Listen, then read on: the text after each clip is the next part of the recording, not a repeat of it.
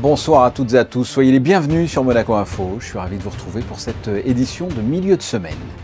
La période estivale va arriver très vite. Il est temps pour les jeunes de la Principauté de penser, s'ils le souhaitent, à trouver un job d'été. Eh bien, la cellule Emploi Jeune vient de lancer un nouveau site internet pour faciliter les démarches. Nous serons avec Sandra Lefranc qui nous présentera ce site et nous ferons ensemble le point sur le type d'emploi proposé.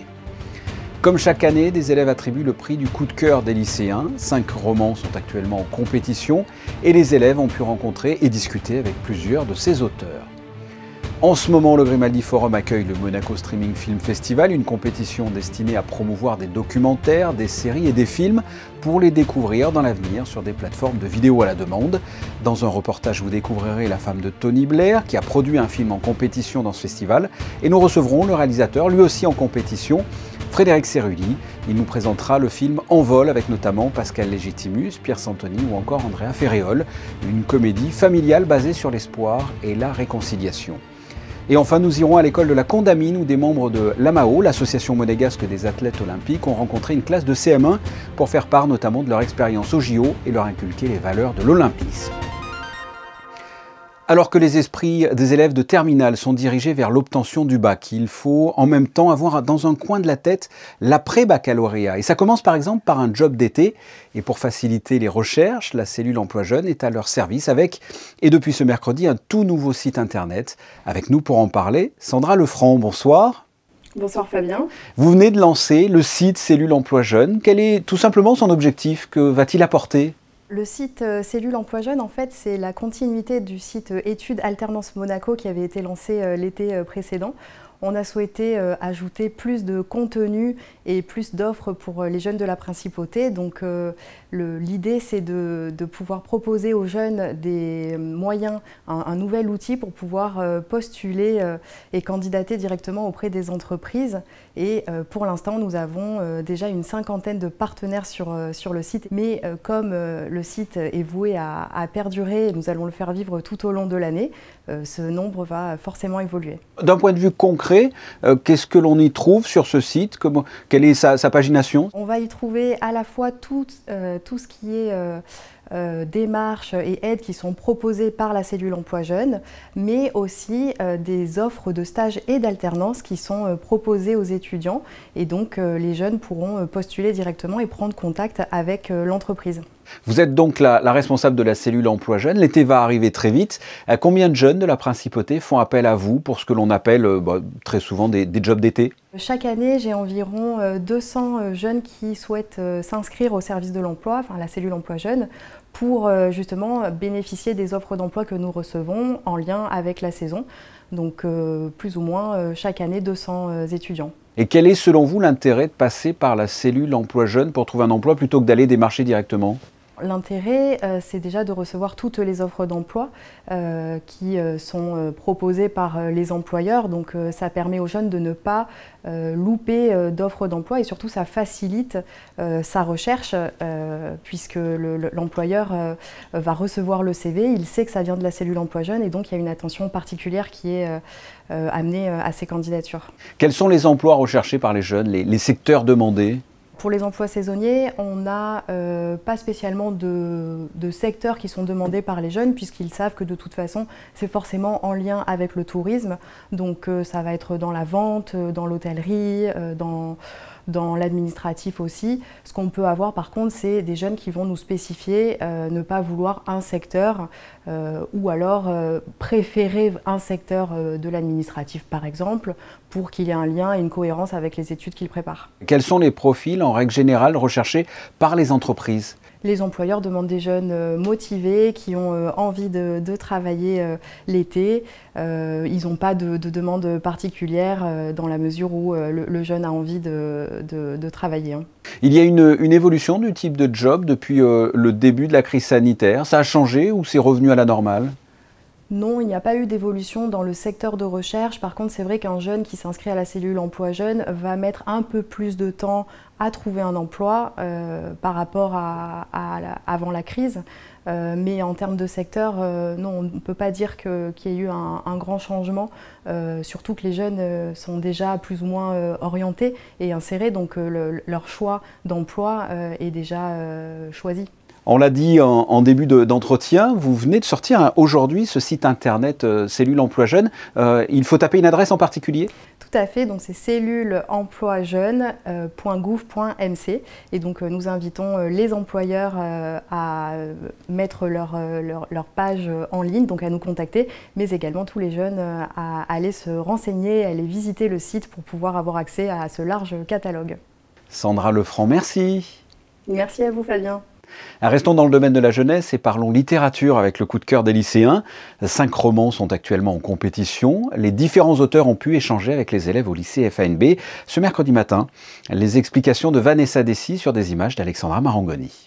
Créé en 2007 en collaboration avec la direction de l'éducation nationale, de la jeunesse et des sports, le coup de cœur des lycéens récompense chaque année un premier roman. Ils font un premier tour d'horizon, ils font une première sélection, ils en gardent 4 ou 5, là on en a 5. Et ensuite tout ça est lu, relu, discuté, rencontre avec les auteurs aujourd'hui, consiste à partager en fait. Partager l'envie de la lecture, le plaisir de l'écriture, la découverte des romans, etc. Cette nouvelle étape aura permis aux élèves de rencontrer l'ensemble des auteurs sélectionnés. Ces derniers ont été invités en principauté afin d'être confrontés à leur jury. C'est une grande fierté, une grande joie d'être ici présente et surtout de rencontrer des lycéens. Je pense que c'est un livre qui se destine beaucoup aux jeunes, donc c'est vraiment une chance aussi d'être lu par des jeunes qui ne sont pas forcément de Paris d'ailleurs, donc c'est une chance aussi parce que c'est un univers qui est très... Le livre c'est très centré sur Paris et puis voilà, moi j'adore pouvoir échanger avec les jeunes avec leurs questions spontanées et voilà. Véritable projet pédagogique, cette action a pour but de sensibiliser les élèves au monde de l'édition et de la littérature contemporaine. C'est vrai que ça permet de découvrir des genres littéraires que je n'ai pas forcément l'habitude de lire. Du coup, j'ai trouvé que c'était vraiment super intéressant et c'est aussi une expérience qu'on a pour le futur. Et du coup, je suis très contente d'avoir participé à ce prix. J'ai appris beaucoup de choses d'eux parce que c'est une façon de vivre assez intéressante. Parce que si le roman ne marche pas, il faut qu'il fasse un autre métier à côté. C'est ce qu'on a vu avec l'autrice de L'Aube américaine d'ailleurs, elle est journaliste à côté. Ça me permettait premièrement aussi de découvrir de nouveaux auteurs, d'échanger avec eux. Et puis ça m'a plu, les romans m'ont plu. La cérémonie de remise des prix de la Fondation Prince-Pierre aura lieu le 11 octobre prochain en Principauté. À cette occasion, l'auteur retenu recevra de la Fondation Princesse Grace une dotation de 6 000 €. Après le Festival de Cannes qui s'est achevé ce week-end et avant le 61e Festival de télévision de Monte-Carlo qui débutera le 17 juin, un autre événement fait parler de lui depuis l'an passé, son nom, le Monaco Streaming Film Festival. Après le succès de sa première édition en 2021, il est de retour au Grimaldi Forum. Crescinda Tomel et Alexandra Marangoni étaient sur place, reportage. 4 jours d'avant-première, d'exposition et de conférences. Les leaders de l'industrie cinématographique, les réalisateurs et les producteurs se sont donc réunis au Grimaldi Forum pour mettre en valeur leur savoir-faire, leurs films et leurs séries diffusées sur les plateformes de streaming. La productrice du film The Rock Pill qui raconte une histoire de réconciliation dans les combats, le football et l'amitié de 3 garçons de confessions différentes dans la Jérusalem actuelle et novice dans le monde du cinéma, puisqu'il s'agit de l'épouse de Tony Blair. Sherry Blair, avocate internationale de renom et plus habituée au palais de justice qu'aux salles obscures, mais c'est avec beaucoup de pudeur et d'émotion qu'elle a présenté son film à l'occasion de ce festival. It's a complete new stage for me because I can assure you I really am not a filmmaker and I'm very much relying on the expertise of others for that, but I did it because I loved the story. Film is such a great medium for storytelling, and when we tell stories we also can communicate a message, and the message in this film is about friendship, it's about hope, it's about seeing that we have more in common with the other than we have not in common, and trying to find that common ground so that we can all move on as a community, as a world. Des projections gratuites de films, de séries et de courts-métrages présentant des spectacles multigenres, allant du film international aux séries de télé-réalité, en passant par les documentaires et l'animation, seront en accès libre et gratuit pour les spectateurs ayant réservé leur place. Le Monaco Streaming Film Festival se tiendra jusqu'à vendredi au Grimaldi Forum. Et pour parler davantage de cette manifestation cinématographique, le Monaco Streaming Film Festival, nous sommes avec un réalisateur en compétition, Frédéric Cerulli, bonsoir. Bonsoir. Vous êtes en pleine promo en ce moment avec votre film En vol, avec Pascal Légitimus, Pierre Santini, Andrea Ferréol et beaucoup d'autres acteurs. Avant de nous parler de votre film, parlez-nous de ce festival. Qu'est-ce que ça représente tout simplement pour vous d'y participer ? Eh bien, on sort du Festival de Cannes, on arrive au Festival du film à Monaco et je trouve que c'est toujours pour un réalisateur, c'est une reconnaissance. Voilà, on est entouré de professionnels, le film est projeté en ce moment même où je vous parle, donc dans la salle juste derrière. Donc c'est toujours quelque chose de très important, on fait des rencontres, il y a des connexions qui se passent et moi je trouve que c'est génial. Alors c'est un festival beaucoup plus intimiste que le Festival de Cannes, mais c'est encore plus intéressant. Et c'est original de participer à un festival consacré au streaming alors que votre film est en salle. Qu'est-ce qui vous intéressait dans ce festival ? Eh bien, je trouve qu'aujourd'hui, il n'y a rien à négliger. Voilà, le streaming, la salle, les plateformes. Je trouve qu'avant tout, c'est que le film soit vu. Voilà, on est sorti à peu près de 25 représentations dans la France, de En vol. Il est resté 5 semaines en exploitation. Il y a un public qui adhère à ce film. Les gens rient, les gens même pleurent.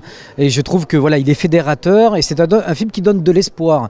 Et c'est pour ça que je dis que c'est toujours super quand un film qui soit vu dans un festival comme celui de Monaco. Un mot sur l'histoire, sur le film En vol ? Eh bien un mot, c'est une famille qui travaille dans des pompes funèbres, qui se retrouve dans des gros problèmes financiers. Et il va y avoir un événement inattendu qui va relancer, on va dire, l'affaire. Et c'est un film sur l'espoir, sur la réconciliation. C'est un film sur le pardon et la famille. Avec une très bonne critique en plus des spectateurs, j'ai vu. On sent que les spectateurs aiment le film. Pour un réalisateur, c'est un cadeau parce que voilà, on sort des projections. Souvent, moi, j'assiste aux projections du film, donc j'aime bien ressentir le public. Et c'est vrai que le public aime. Et je dis toujours que le public ne se trompe pas, donc c'est un vrai cadeau pour un réalisateur. La réalisation du film a été complexe d'ailleurs. Le tournage a démarré, je crois, avant la crise sanitaire, avant le confinement, et c'est terminé après le confinement, c'est ça ? Bien, le film a commencé exactement pendant la crise. Oui. On a dû stopper le tournage et on a arrêté pendant 3 mois. Et je trouve qu'il y avait encore plus de recul. Il y avait encore des choses qu'on a travaillé et retravaillé sur le scénario. Et du coup, ça nous a permis d'améliorer certaines choses. Et je dis, même dans cette crise sanitaire qui est le Covid, ça nous a permis à tous de nous améliorer. Vous êtes un réalisateur de la région, le film d'ailleurs a été tourné dans la région, on se connaît depuis très longtemps, vous êtes également JRI pour France Télévisions. C'est complexe de mener à bout ces projets, de réaliser des films en ce moment ? C'est le 4e long métrage que je réalise et c'est toujours une nouvelle expérience. C'est-à-dire qu'il faut repartir à zéro, retrouver l'énergie, retrouver les bonnes personnes et surtout le financement. Et ça, c'est bien sûr le nerf de la guerre. Mais quand on est passionné, quand on a l'amour pour ce métier, eh bien, on évolue avec et on arrive toujours à trouver des solutions. Et surtout, bien s'entourer avec une bonne équipe qui croit au film. Et voilà, En vol aujourd'hui est le 4e et je trouve que c'est une ascension. Voilà, on sent qu'il y a une reconnaissance des professionnels, du public. Et le film plaît et ça pour nous c'est formidable. Et dans votre actu, j'ai vu que vous veniez de signer avec le réalisateur, comédien et ancien policier Olivier Marchal qui sera l'acteur principal de votre prochain film. Complètement, Olivier Marchal sera dans le premier rôle de mon prochain film qui s'appelle L'homme qui voulait devenir quelqu'un. Et j'ai presque une première à vous dire, Fabien. En tout cas, c'est une intention. Je ne sais pas si elle se réalisera, mais en tout cas, j'ai très envie. C'est que le film soit tourné entièrement à Monaco. Eh bien, écoutez, on vous souhaite en tout cas plein de belles choses, que ce soit pour le film En vol, en compétition à Monaco, ainsi que dans d'autres festivals. Et votre prochain projet, donc avec Olivier Marchal, Frédéric Cerulli. Merci d'avoir répondu à mes questions. Merci beaucoup à vous, Fabien. Nous retrouvons Julia Vial et un agenda culturel chargé, notamment avec les ballets de Monte-Carlo. Ils auront lieu du 3 au 5 juin au Grimaldi Forum. Bonsoir Julia. Bonsoir Fabien, bonsoir à toutes et à tous. Coppelia de Jean-Christophe Maillot nous projette dans un futur proche où deux jeunes amants découvrent l'amour charnel alors que leur société exige toujours plus de progrès, de sécurité et d'hygiène. Au moment où l'érotisme fait irruption dans leur vie, un être artificiel vient bousculer leur certitude et remettre en cause ce qu'ils croyaient savoir de l'amour. La mise en scène de cet être robotique vous transportera sans aucun doute dans un univers parallèle. 3 représentations de ce ballet sont donc prévues les 3, 4 et 5 juin prochains à la salle des Princes du Grimaldi Forum. L'Orchestre Philharmonique de Monte-Carlo sera mené à la baguette du 2 au 5 juin lors de la 5e édition du concours international de chef d'orchestre Evgeny Svetlanov. Le concours aura lieu à l'auditorium Régnier III Fabien et cette 5e édition est exceptionnelle en raison de la célébration du 20e anniversaire de la disparition du maestro Svetlanov. Le concours sera d'ailleurs retransmis sur de nombreuses chaînes télévisées internationales. 18 candidats se présenteront devant un jury présidé par le grand maestro Néhémie Jarvi. L'épreuve finale, dans laquelle il ne restera plus que 4 candidats, aura lieu le dimanche 5 juin. Elle sera ouverte au public avec la possibilité pour vous de voter et d'attribuer ainsi votre propre prix. Autre idée sortie avec le spectacle d'Hassan de Monaco. Rendez-vous pour le voir ou le revoir ce lundi 6 juin à 20h30 au Théâtre des Variétés. Cet humoriste plein d'autodérision se sert de ses origines et de tout ce qui l'entoure pour alimenter son spectacle rempli de finesse. Avec sa vie qu'il partage entre le bloc opératoire le jour, au centre hospitalier Princesse Grasse et la scène la nuit, Hassan de Monaco garantit une vraie bouffée d'oxygène à tous les spectateurs qui lui rendront visite. Cette soirée est d'ailleurs organisée au profit de l'association Jeunes J'écoute. Le samedi 11 juin à 20h aura lieu une soirée musicale toujours au Théâtre des Variétés qui s'intitule « Tout et son contraire c'est moi ». Interprété par Alex Luce. Doté d'une voix chaude et sensuelle, Alex Luce s'adonne à la chanson depuis l'âge de 18 ans.